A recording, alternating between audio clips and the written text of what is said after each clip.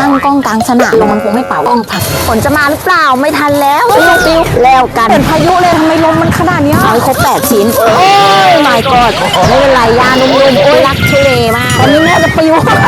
นี่คือบึงสีไฟนะแลนด์มาร์คแห่งใหม่ของพิจิตรพร้อมกับชุดนี้นักสำรวจ outdoor exploration ที่นักสำรวจสำหรับกิจกรรมกลางลานหญ้าเขียวของเราถึงแล้วฝนก็กำลังจะมา